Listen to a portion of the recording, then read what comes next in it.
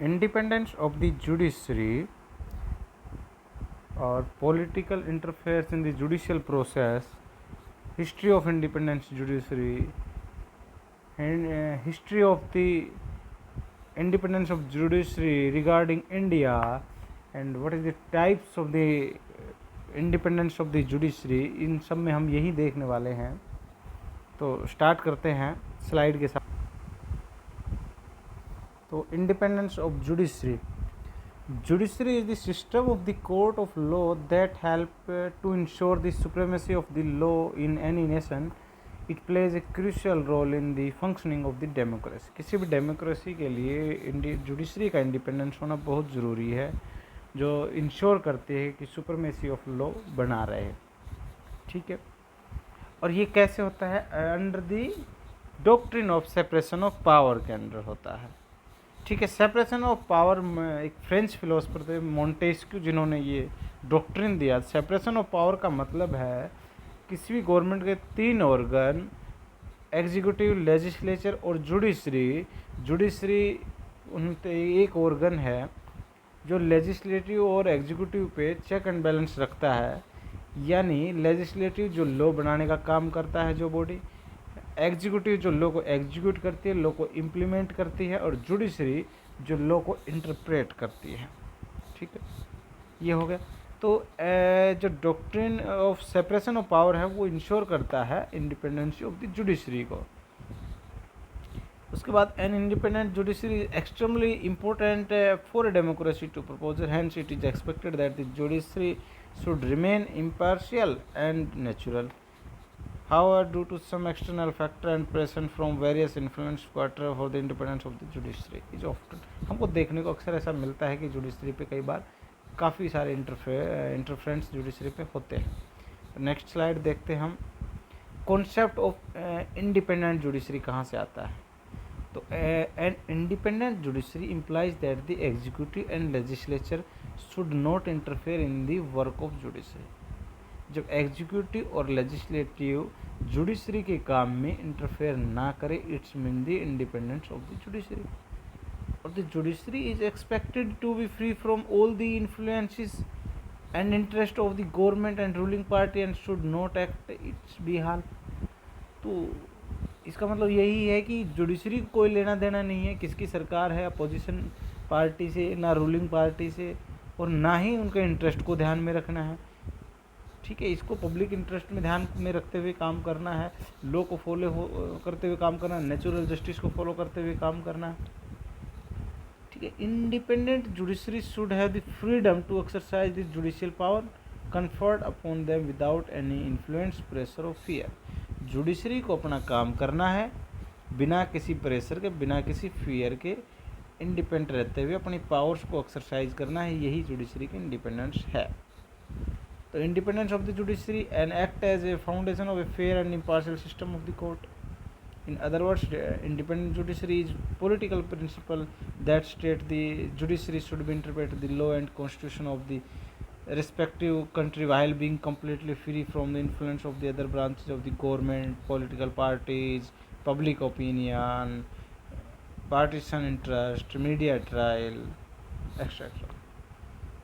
The separation of the power is a fundamental guarantee of the independence of the judiciary. जैसा कि मैंने बताया कि जो सेपरेशन ऑफ पावर का जो डॉक्ट्रिन है वो जुडिशरी की इंडिपेंडेंसी को दर्शाता है। ठीक है, अब types of the judicial independence देखते हैं। तो judicial independence is mainly 2 type, institutional और फंक्शनल इंडिपेंडेंस और डिसीजनल इंडिपेंडेंस। फंक्शनल का मतलब उसके फंक्शंस में कोई इंटरफेयर ना करे। जुडिशरी जिस प्रकार से काम करती है उसके फंक्शंस वर्क कर रहे हैं उसमें कोई इंटरफेयर ना करे, तो ये हो गया फंक्शनल। और जुडिशियल डिसीजनल, उसका जो डिसीजन है वो फ्री फ्रॉम हो, कोई फियर ना हो, कोई प्रेशर ना हो, किसी का इन्फ्लुएंस ना हो, कोई पॉलिटिकल प्रेशर ना हो, सोशल प्रेशर ना हो, इकोनॉमिकल कोई प्रेशर ना हो। तो ये हो गया डिसीजनल। मैं इसको रोक देता हूँ, पॉज करें, आप इसका स्क्रीनशॉट ले या आप नोट कर ले, ये नोट्स आपको बड़े काम आएंगे। सेकंड मैंने बताया कि ये सेकंड है डिसीजनल जुडिशियल इंडिपेंडेंस। ठीक है, इसमें यही है डिसीजनल जुडिशियल इंडिपेंडेंस क्या है, refer to the idea that the judicial officer should be impartial, neutral, free from the prejudice and any biasness, deciding any particular, किसी भी पर्टिकुलर केस को डिसाइड करते हुए न्यूट्रल की तरह काम करे, इम्पार्शियल काम करे जुडिशियल ऑफिसर, कोई भी विदाउट किसी फियर के करे, नेचुरल जस्टिस को फॉलो करते हुए दोनों पार्टीज को सुने, उसके बाद डिसीजन दे। ये सब है डिसीजनल जुडिशियल इंडिपेंडेंस। और ये भी दो टाइप की होती है, एक पर्सनल जुडिशियल इंडिपेंडेंस और एक सब्सटेंशिव। सब्सटेंशिव क्या है, while deciding A case and exercise judicial power conferred upon them, the individual judge are not subordinate to any other authority but are the law themselves। ठीक है, एक सब्सटेंटिव हो गया और एक पर्सनल हो गया। उसके बाद हिस्ट्री ऑफ इंडिपेंडेंट जुडिशरी की बात करूँ तो मैं कहाँ से आता है, मैंने वही बताया कि doctrine of the separation of power से आता है। 18th सेंचुरी में फ्रेंच फिलोसोफर हुए थे मोंटेस्क्यू, जिन्होंने ये दिया था। और ये independent judiciary was formally adopted by the England in the act of the settlement 1701, यानी 1701 में एक एक्ट आया था, एक्ट ऑफ सेटलमेंट, उसके तहत इंडिपेंडेंस ऑफ जुडिशरी को इंश्योर किया गया था। ये कॉन्सेप्ट हमने वहीं से लिया है, इंग्लिश से। तो और इसके एक्ट से पहले क्या था कि जजेज use the hold the position as per the decision of the ruler. जज अपनी पोजीशन होल्ड करते थे, अपनी पोस्ट पे रहते थे, कब किसकी मर्जी से, जो रूलर होता, जो राजा होता, तो उसकी मर्जी से। Like any other civil servant, और जज should also be dismiss by the crown when decided, जब क्राउन को लगता वो उसको कभी भी हटा सकते थे, लगा सकते थे। तो जज had to enact this सबॉर्डिनेटली to the executive and legislature, this led the जज to favour the interest of the royal family and the other influential person. तो जो ये एक्ट ऑफ सेटलमेंट 1701 जो आया था, इससे पहले क्या था कि जाहिर सी बात है क्राउन का इंटरफेस होता है और वो उसकी फैमिली को, क्राउन जो है, महाराजा महारानी जो होते हैं, उनकी फैमिली को प्रोटेक्ट, उनके इंटरेस्ट को देखते हुए डिसीजंस देता था। ठीक है, अब ये इंडियन पर्सपेक्टिव में आके बात करूँ, इंडिया में इंडिपेंडेंस जुडिशरी की क्या बात है, हम बात कर रहे हैं ये। तो ये आया आफ्टर द पोस्ट इंडिपेंडेंस, मतलब ये हुआ कि the concept of the independent judiciary has instant in the constitution of India itself. अब तो इंडिपेंडेंस के बाद में हमारे कॉन्स्टिट्यूशन में ही इसको मेंशन किया जा रहा है, कॉन्सेप्ट खुद कॉन्स्टिट्यूशन ऑफ इंडिया खुद कहता है कि उसका बेसिक स्ट्रक्चर है इंडिपेंडेंस ऑफ द जुडिशरी। तो independence of judiciary was adopted from the law of the United state of America. ठीक है, तो this idea independence of judiciary was adopted from the USA. However, from ancient time, India had a well-maintained judicial system free from the any external influence। ठीक है, ये मैं बहुत पहले की बात कर रहे हैं। अगर इंडिया की अगर आप हिस्ट्री में जाएंगे तो अगर कॉन्स्टिट्यूशन के आज़ादी के बाद की बात करें तो हमने ये आइडिया यूएसए से लिया है और कॉन्स्टिट्यूशन में है, हमारे बेसिक स्ट्रक्चर है कॉन्स्टिट्यूशन का। उसके अगर उससे मैं बहुत पहले की बात करूँ तो इंडिया में कहते कि एक अच्छा जुडिशियल सिस्टम था जो बिल्कुल जस्टिस करता था। तो according to justice S Dhawan के अकॉर्डिंग, जो इलाहाबाद हाई कोर्ट के एक जज रहे, उन्होंने अपने एक ऐसे लिखा था judicial system in the ancient India. तो उसमें उन्होंने कहा था India has the oldest judiciary in the world, number other judicial system has more ancient और एक्सलेटेड प्रीडिग्री। वो कहते कि smriti in ancient India stress the need of the effective judicial system to carry out the system according to dharma. हमारे यहाँ पे according धर्म के according justice system को बनाया गया था। स्मृति जिसमें मनु स्मृति, याज्ञवल्क्य स्मृति और भी स्मृतिज है, उनके मनु स्मृति के अकॉर्डिंग, जैसे आज सीआरपीसी है उसमें मनु स्मृति होती थी, उसके अकॉर्डिंग हमारा जस्टिस सिस्टम चलता था। और उसके बाद कौटिल्य का अर्थशास्त्र, जो उन्होंने एक बुक लिखी थी, उनके जुडिशियल इंडिपेंडेंस के बारे में वो बात करते हैं। अब बात करता हूँ कि जुडिशरी की इंडिपेंडेंस को सिक्योर करने के लिए क्या क्या चीज़ें हुई। तो अगर वर्ड की बात करें तो सबसे बड़ी बात यही है, UN basic principle on the independence of judiciary 1985। तो UN basic principle on the independence of the judiciary was adopted on the 6 September 1985। 7th United nation Congress on the prevention of crime and the treatment of offender. The idea behind the adoption of the principle was provided the framework to administer an independent judiciary in every country and enable a judge to do his duty impartially following the principle। तो ये जो UN के जो basic principle है, इनको follow, हर जगह ये कहा गया कि हर जज को इनको फॉलो करना चाहिए। इनको फॉलो करते हुए इम्पार्शियल होकर, न्यूट्रल होकर डिसीजन दे, और ये सिक्योर करता है कि हर स्टेट में जुडिशरी सिक्योर रहे। Bangalore principle of the judicial conduct 2002। तो इसमें क्या था कि Bangalore principle of judicial conduct 2002 was officially adopted at the peace place in the Hague Netherlands. The principle established the basic ethical standard for working the judiciary and provided a framework of the judicial conduct. It dealt with 6 mandatory ethical values, namely judicial independence, impartial discharge of the judicial duties, integrity, property, equal treatment to all, and lastly perform of the judicial duty with competence and due diligence of the way of the implement। और Latimer house principal है, ये 2008 में आई। कुछ principal Commonwealth countries जो है उनके द्वारा कुछ प्रिंसिपल्स दिए गए हैं, जो सेपरेशन ऑफ पावर की तरह 3 ऑर्गन है इन जुडिशरी, एग्जीक्यूटिव और जुडिशरी एग्जीक्यूटिव और लेजिस्लेशन, उनके बीच में कैसे डीलिंग हो, कैसे कॉम्बिनेशन बना रहे हैं। उसके बाद इसकी ये ज़रूरत क्या है, necessity of the independence judiciary, इसकी ज़रूरत क्या है। तो जुडिशरी क्या है, judiciary is the most important organ of the government and it keeps the overreach and abuse of the power of by the executive and the legislative in check. ये बिल्कुल सही बात है, जब एग्जीक्यूटिव अपनी पावर का ओवर रीच कर जाए, लेजिस्लेचर अपनी पावर को ओवर राइड कर जाए, तो ज़रूरी है कि उनके ऊपर एक ऐसा ऑर्गन होना चाहिए जो उनकी ओवर रीच को, ओवर राइडनेस को रोके और चेक करे। तो judiciary independence is whittle important in a democracy, ये मोस्ट इम्पोर्टेंट पार्ट है किसी भी डेमोक्रेसी का कि जुडिशरी का इंडिपेंडेंस होना। और इंडिविजुअल जज and the judiciary as a whole must be impartial and independent all external pressure and of each other so that those who appear before them to seek justice and the public in general can we have the confidence that their cases will be decided fairly and in accordance with the law. While carrying out their judicial function, judge must free from any proper influence. Such influence can come from any number of the source as the executive, legislature, the media, as well as particular litigation, especially the particular pressure group. तो judiciary की independence की जरूरत simple किसी भी democracy को बनाए रखने के लिए उसकी ज़रूरत है। लेजिस्लेचर अपनी पावर को ओवरराइड ना करे उसके लिए ज़रूरत है। एग्जीक्यूटिव प्रॉपर काम कर रहा है, इम्प्लीमेंटेशन लॉ का प्रॉपर हो रहा है, वो चेक करने के लिए है।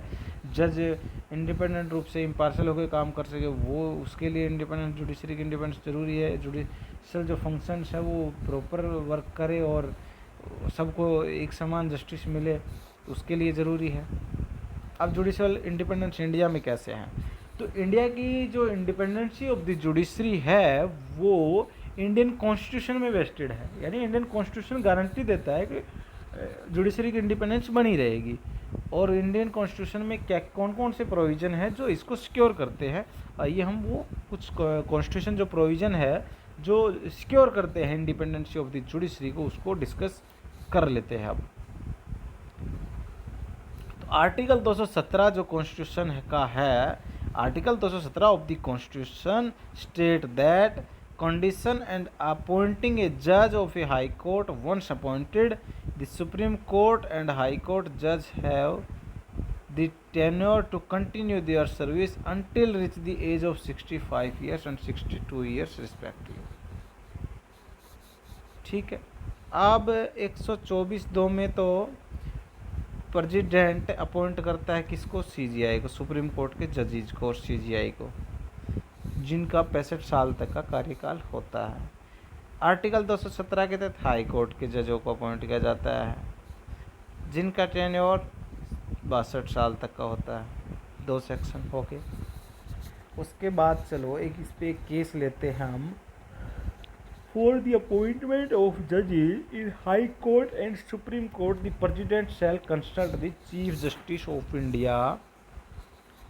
Chief Justice of India, and here consultation means concurrence, and this was held in the case Supreme Court Advocate on Record Association versus Union of India, also known as the second judge case।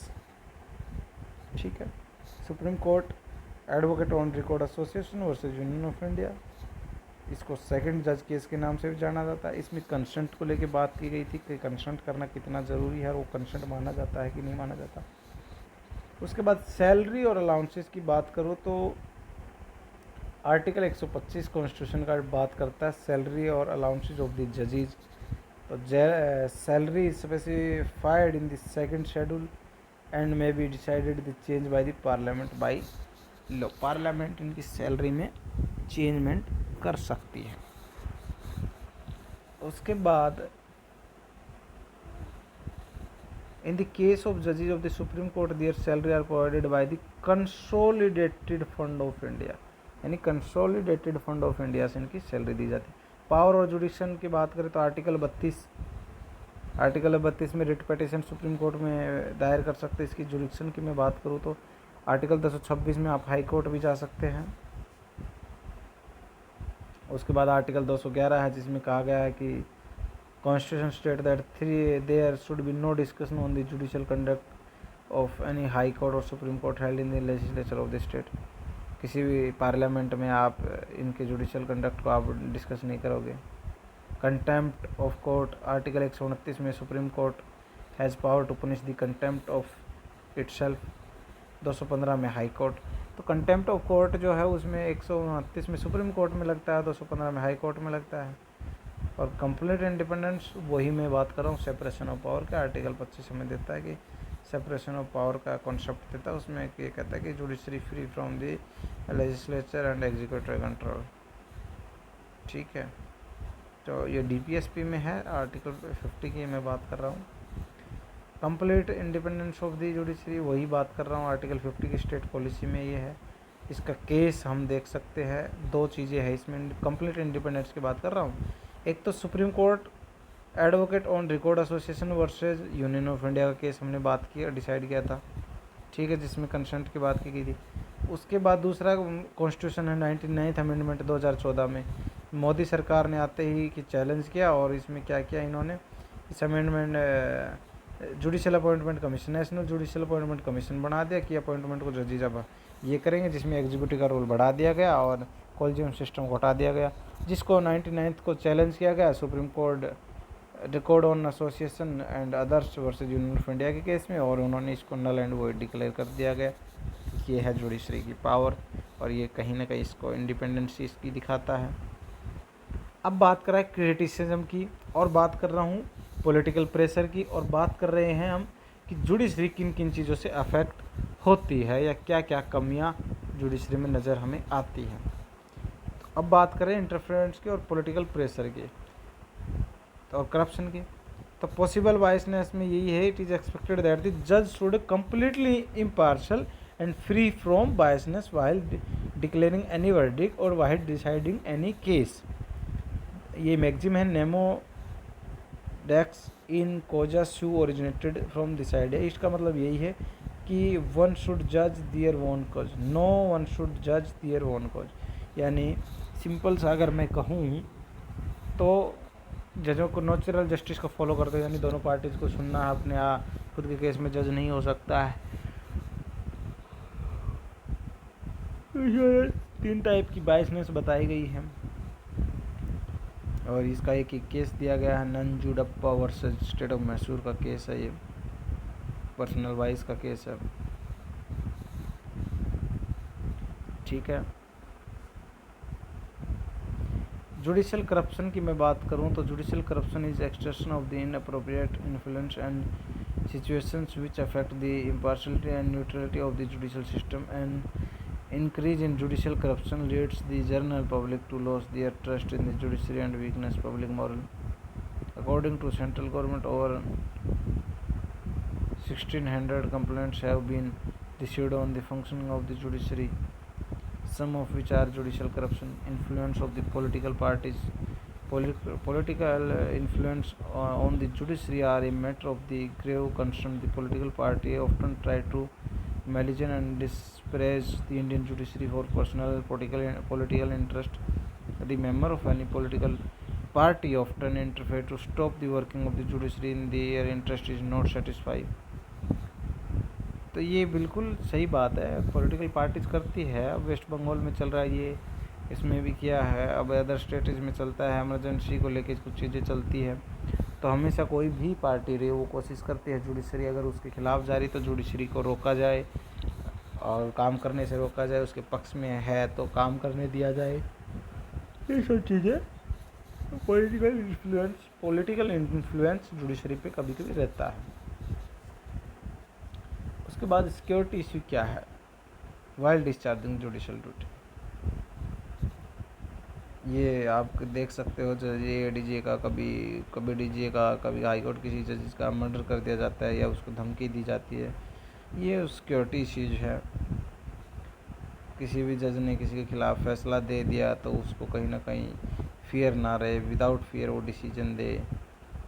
कुछ day to day life में ऐसे cases newspaper में हमें देखने को मिले हैं, जैसे कि जस्टिस नीलकांत गांजो ए जज in the Jammu Kashmir court was assassinated bye militants, उसके कोर्ट में ही उसको आके मर्डर कर दिया था। उसके बाद एक उत्तम आनंद इन झारखंड में उसको brutally murder in open street. तो ये कुछ सेफ्टी से रिगार्डिंग के मैटर हैं। तो lack of transparency in the appointment of जजेज में justice P N. Bhagwati non introducing PIL was not satisfied with the collegium system of appointing the judges because the involvement of the executive।